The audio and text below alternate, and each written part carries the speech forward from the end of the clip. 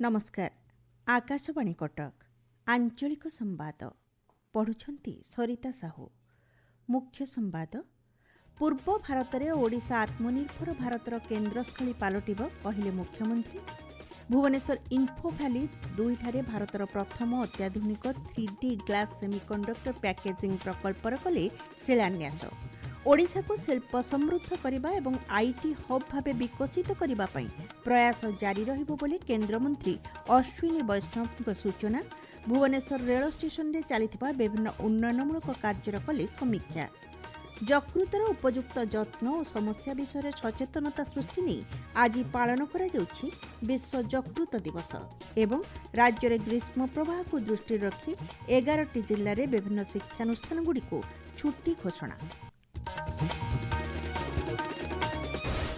पूर्व भारत में ओडिशा आत्मनिर्भर भारतर केन्द्रस्थली पालटिब बोली मुख्यमंत्री मोहन चरण माझी कहते। भुवनेश्वर इन्फो भैली 2 ठारे आज भारतर प्रथम अत्याधुनिक 3D ग्लास सेमिकंडक्टर पैकेजिंग प्रकल्पर शिलान्यास करी मुख्यमंत्री कहते ओडिशा रे आज प्रथम थर एभली एक कार्यर मूलदुआ स्थापन करा जायछि जहाँ देशर प्रथम अत्याधुनिक 3D पैकेजिंग प्रकल्प साब्यस्त होइछि। 1944 कोटी टंकार पुंजीनिवेश करा जाय एही प्रकल्पर भित्तिप्रस्तर स्थापन होइछि। एही प्रकल्प कार्यक्षम हेले 2500 रु अधिक नियुक्ति सुजोग सृष्टि हेबो बोली मुख्यमंत्री कहछन्ति। सेमिकंडक्टर इकोसिस्टम रे विकास क्षेत्र रे एही कंपनी ओडिशा रे प्राय 2000 कोटी टंका निवेश करिछि। एहा वर्षको 70,000 glass panel 50 million assemble unit एवं 13,200 अत्याधुनिक 3DI मॉड्यूल एठारे से प्रस्तुत करिवो। ओडिशार सफलता को से स्वतंत्र भावे उल्लेख करी कहिथिले जे ओडिशा वर्तमान देशर अग्रणी सेमिकंडक्टर डेस्टिनेशन बाकू जाउछि। ओडिशा प्रति प्रधानमंत्रींकर संपूर्ण भावे भरोसा रहिछि। पूर्व भारत रे ओडिशा ही हेबो आत्मनिर्भर भारतर लॉन्च प्याड। शिलान्यास होइतिबा प्रकल्प रे कंपनीगुड़िक पक्षर 2000 कोटी टंका निवेश करा जायछि एवं प्रतिवर्ष प्राय 70,000 ग्लास पैनल एवं 50 मिलियन असेंबल्ड यूनिट एवं 13,200 आधुनिक 3D AI मॉड्यूल प्रस्तुत करा जिवो। विश्वर प्रमुख कंपनी इंटेल, लॉकहीड मार्टिन एवं अप्लाइड मटेरियल्स भली प्रतिष्ठान ओडिशा रे 3D ग्लास समाधान सह संपर्कित एही प्रकल्प आरंभ करबाकू जाउछन्ति। मुख्यमंत्री कहिसन्ति एही प्रकल्परू प्रस्तुत हेबाकू थिबा उपादान गुड़िक आगामी दिन में कृत्रिम बुद्धिमत्ता व्यवस्था एवं उच्च मानर कंप्यूटिंग तथा प्रतिरक्षा प्रजुक्तिविद्या क्षेत्र में गुरुत्वपूर्ण भूमिका निर्वाह करिवो। एही प्रकल्प विश्वस्तरीय निवेश को आकर्षित करिवो एवं आत्मनिर्भर भारतर दृष्टिकोण सहित एक दृढ़ नवसृजन चालित अर्थव्यवस्था सृष्टि लगी राज्य सरकार प्रतिबद्धता को दृढ़ करिछि। भारत में गत 12 वर्ष मध्य इलेक्ट्रोनिक्स उत्पादन क्षेत्र में 6 गुण वृद्धि पाइथिबा केन्द्र इलेक्ट्रोनिक्स एवं प्रजुक्तिविद्या मंत्री अश्विनी वैष्णव कहते। भारत एवं इलेक्ट्रोनिक्स क्षेत्र में विश्व नेतृत्व नेबा स्तर को अग्रसर हेउथिबा श्री वैष्णव कहते। भुवनेश्वर इन्फो भैली 2 रे 3D ग्लास पैकेजिंग यूनिट्र शिलान्यास पर्व में जोगदे मंत्री श्री वैष्णव कहते एही प्रकल्प विश्वर सबुठारु अत्याधुनिक 3D पैकेजिंग ज्ञानकौशल व्यवहार करी उत्पादन करिवो। से कहते उन्नत प्रजुक्तिविद्या ज्ञानकौशल व्यवहार करी भारत एवं विश्वर द्वितीय प्रमुख मोबाइल उत्पादनकारी भावे उभा होइछि। श्री वैष्णव कहते ओडिशा पई एक नूतन विकास जुगर आरंभ होइछि। आगामी समय रे ओडिशा को शिल्प समृद्ध करिबा एवं एहाको आईटी हब भावे विकसित करिबा पई प्रयास जारी रहिछि। 3D ग्लास सॉल्यूशन आगामी दिन में शिल्पर भविष्यत भावे प्रमाणित हेबो बोली श्री वैष्णव कहते। आम ओडिशा एबे गोटे आईटी और टेक्नोलॉजी रो हब हेबाकू जाउछि। वर्षे वर्षे धरी की माइनिंग, मेटल, पावर ये सब इंडस्ट्री थिला। एबे किंतु हाईटेक इंडस्ट्री रे ओडिशा गोटे स्टेप नेलानी। वर्ल्ड रो most advanced technology 3D glass packaging integration हेले वर्ल्ड रो मोस्ट एडवांस्ड टेक्नोलॉजी जेते बेले ओडिशा को आसिला आज निश्चित भावे हमरो भविष्य बहुत सुंदर होबो। ଏହି ଅବସରରେ ମନ୍ତ୍ରୀ ଶ୍ରୀ ବୈଷ୍ଣବ ବର୍ଷ ବର୍ଷ ଧରି ଅବହେଳାର ଶିକାର ହୋଇଥିବା ଓଡ଼ିଶାକୁ ରେଳବାଇ କ୍ଷେତ୍ରରେ ଅଧିକ ବଜେଟ୍ ଆବଣ୍ଟନ ହୋଇଥିବା କହିଛନ୍ତି। ଭୁବନେଶ୍ୱରରେ ବିକଶିତ ହୋଇଥିବା ନୂଆ ରେଳ ଷ୍ଟେସନ ଭଳି ଆଗାମୀ ଦିନରେ ଓଡ଼ିଶାରେ ଆହୁରି 59ଟି ଅତ୍ୟାଧୁନିକ ରେଳ ଷ୍ଟେସନ ପାଇଁ ବିକାଶ କାର୍ଯ୍ୟ ଜାରି ରହିଥିବା ସେ କହିଛନ୍ତି। केन्द्र रेलमंत्री अश्विनी वैष्णव आज अमृत भारत स्टेशन अधीन भुवनेश्वर रेल स्टेशन ठारे चलता विभिन्न उन्नयनमूलक कार्यर समीक्षा करिसेंती। उन्नत यात्री सुविधा वृद्धि, वर्धित सुगमता, उन्नत सर्कुलेशन एरिया एवं आधुनिक विमान बंदर भली सुविधा समेत यात्री कैन्द्रिक उन्नतीकरण अग्रगति संपर्क में श्री वैष्णव अवगत होइछंती। एही अवसर में केन्द्रमंत्री राज्य में रेल संयोग विस्तार प्रति सरकार दृढ़ प्रतिबद्धता उपर आलोकपात करथिले। परिवर्तनकारी पदक्षेपगुड़िक आंचलिक संयोगीकरण को सुदृढ़ करने सहित अर्थनैतिक अभिवृद्धि को समर्थन करिब।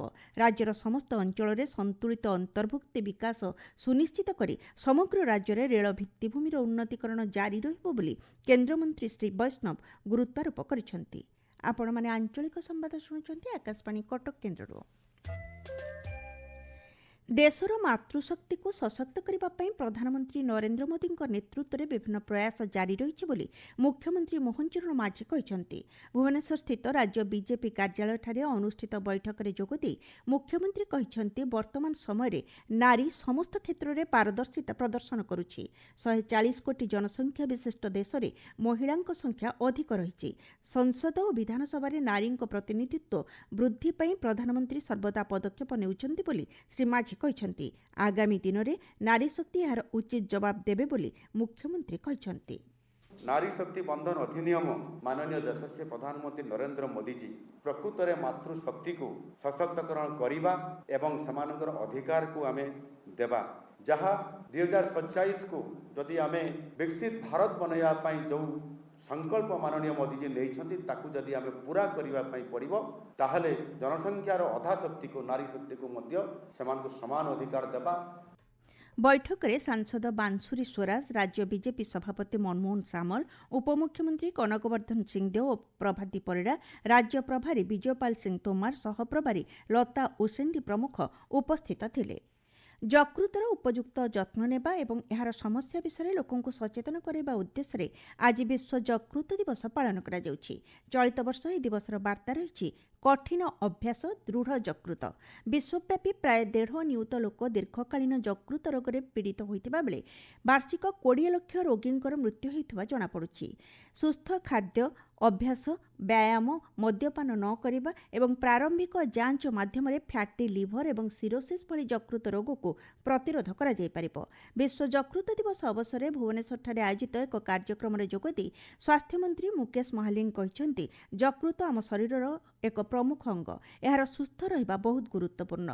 बदलुथिबा समय और खाद्य ग्रहण प्रक्रिया परिवर्तन कारणरू फैटी लिवर भली यकृत जनित समस्या बहुमात्रा वृद्धि पाइछि, जहाँ सुस्थ भारत गठन दिगरे सबुठारु बड़ बाधक बोली श्री महालिंग कहते। सुषम खाद्य ग्रहण करने समस्ते गुरुत्व देवार आवश्यकता रही। एसहित प्रत्येक दिन योग, प्राणायाम, कम तैलयुक्त खाद्य और चीनीर कम व्यवहार को ध्यान देवाक हेबो बोली स्वास्थ्य मंत्री गुरुत्वारोप करिसेंती।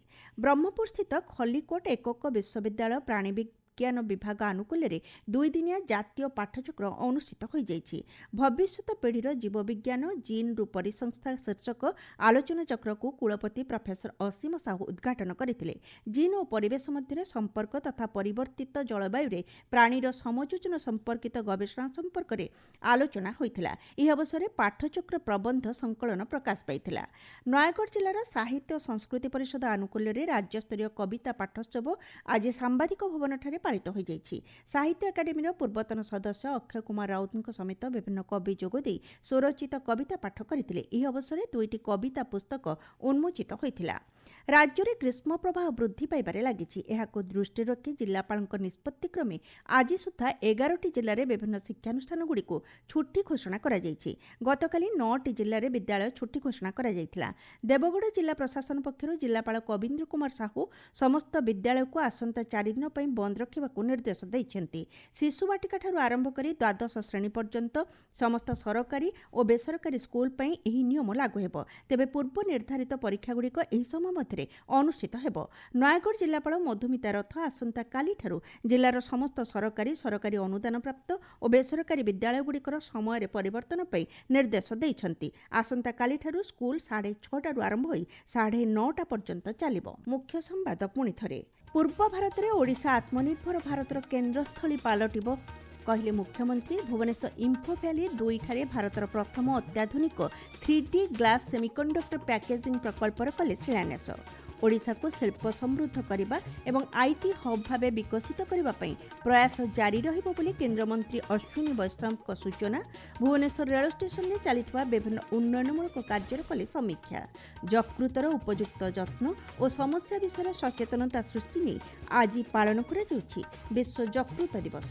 ଏବଂ ରାଜ୍ୟରେ ଗ୍ରୀଷ୍ମ ପ୍ରବାହକୁ ଦୃଷ୍ଟିରେ ରଖି 11ଟି ଜିଲ୍ଲାରେ ବିଭିନ୍ନ ଶିକ୍ଷାନୁଷ୍ଠାନଗୁଡ଼ିକୁ ଛୁଟି ଘୋଷଣା। ଆଞ୍ଚଳିକ ସମ୍ବାଦ ଆଜି ପାଇଁ ଏତିକିରେ ଶେଷ ହେଲା।